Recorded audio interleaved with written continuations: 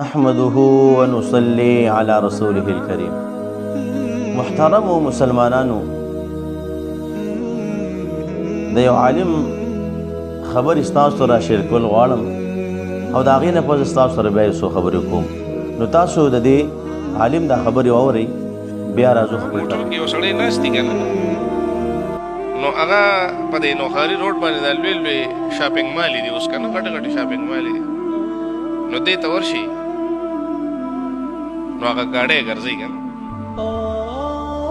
هغې کې دا شیمپون راواچوه او دا پکې پلانکې راواچوه، ګاډی د سره پورې راډکه شي. بیا راشي، تاسو ټول به تلي نو بیا راشي نو کاونټر ته ودرېږي، نو بس هغه یو شی راخلي او هغه اسرې نښې ته مخامخ کوي، هغه یو چت کوي او ټولې پیسې اخر کې جمع شي او دونه بل روزي. څونه بل شو؟ 28,500. بس 28,500. تاسو ویلی شئ هغه ته چې دا پکې د څه شي پیسې دي؟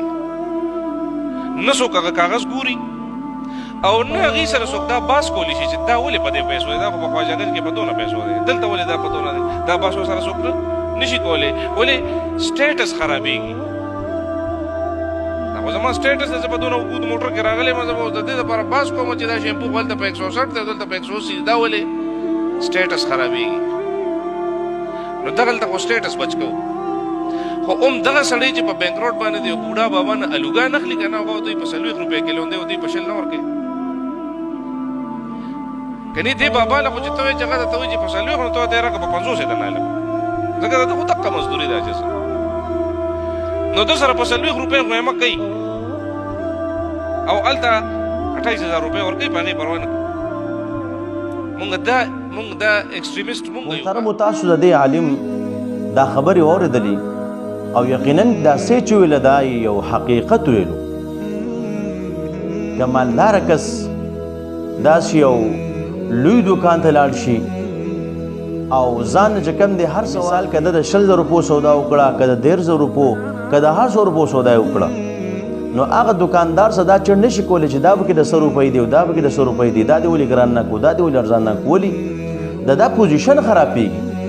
دا په ښایسته ګاډي کې تللی دی او په ښایسته کپړو هر څه کې تللی دی او اوس چې هلته په لږو روپو باندې چیړ کوي نو ځان ورته بدې ښکاري، پوزیشن یې خرابېږي. یو غریب انسان هغه چې کوم دی چېرته په بازار کې ټماټر خرڅوي، چېرته په بازار کې الوګان خرڅوي، چېرته ځان نه پیاز خرڅوي او په 30 او په 40 روپۍ باندې هغه تاله 1 کیلو ټماټر درکوي، وایي دا به په 60 ته وایي چې په 40 روپۍ باندې کیلو پیاز دی، دا به چې کوم دی په 60 روپۍ ونه شي. د غریب انسان سره مونږه بیا په 10 او 20 روپو کې د هغې څه چیړ کوو، هلته بیا زموږ پوزیشن نه خرابېږي. ولې؟ غریب انسان دی، زموږ پوزیشن خو مالدار ته خرابېږي.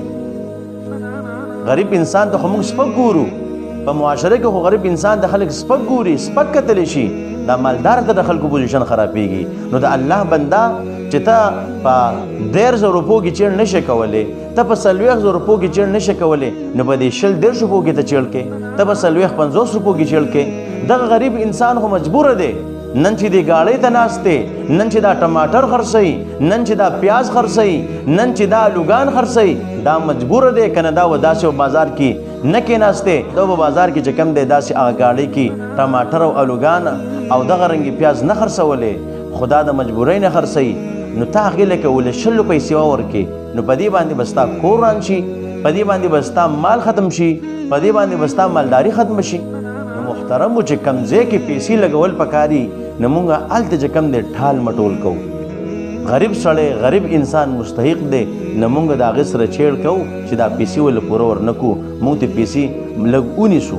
او چې مالدار انسان وي چې په کوم ځای کې لګول هغه شان نه دی پکار، نو مونږ هلته فضل خرچي کوو. که چېرته ودونه وي، بعضې خلک پکې هغه ډمې راولي او دغه ډمې په ودونو کې چې کوم دی ګډوي او په هغې باندې زرګونه روپۍ چې کوم دی هغه خري خرچ کوي، نو دا فضل خرچي نه ده.